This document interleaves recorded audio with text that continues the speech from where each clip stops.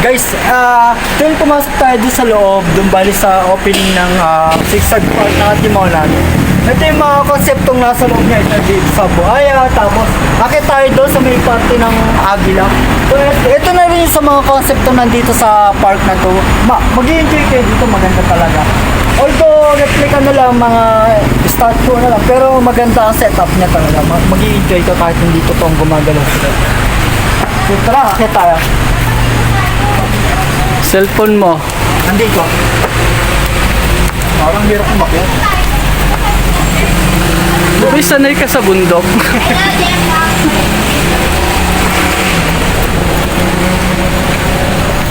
Kaya mo ga? Yeah.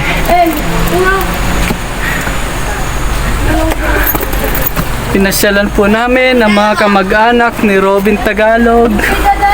Matagal na po silang hindi nagkikita.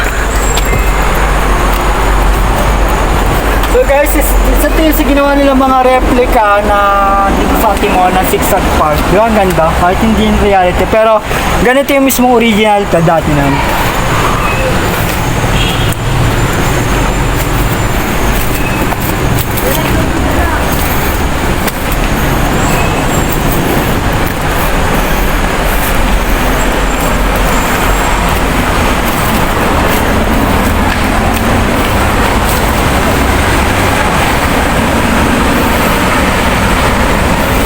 Guys, tingnan mo to, dito ano.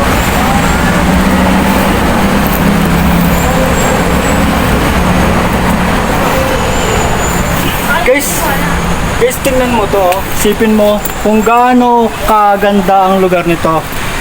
Ito yung isa sa mga bagin to ha.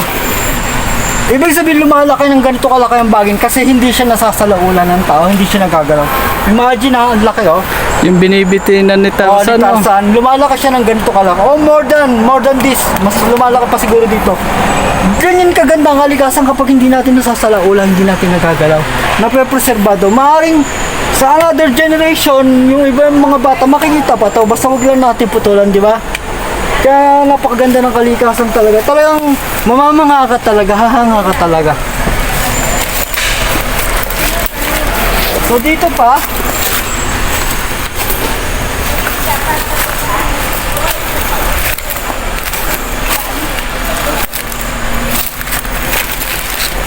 replica na nga lang talaga to. Ang ganda, di ba? So sa replica ng eagle natin.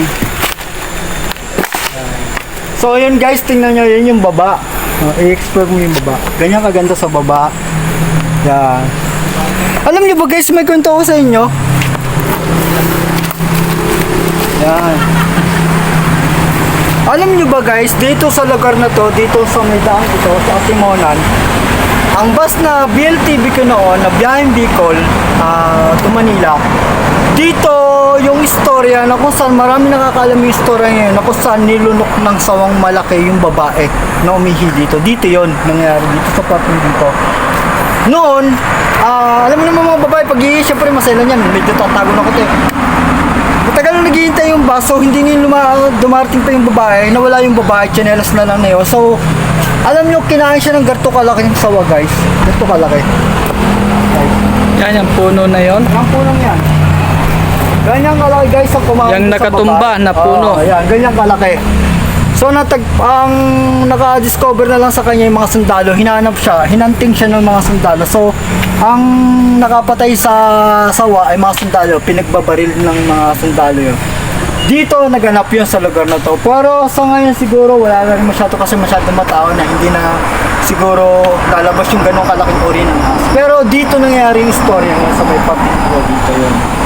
So guys, so let's go guys. Pag may time kayo, daan kayo dito sa Atimonan Zigzag Park ng Atimonan, Quezon. Makikita mo lang to pag galing ka Atimonan, papasok dito sa Zigzag Road sa Bitungang Manok. So, at kadugsong yun yung natin kanina Pagbilaw. yung sa una natin vlog. Kadugsong yun. Pupunta dito. True nature talaga, true nature dito. Yung mga mahilig sa nature talaga.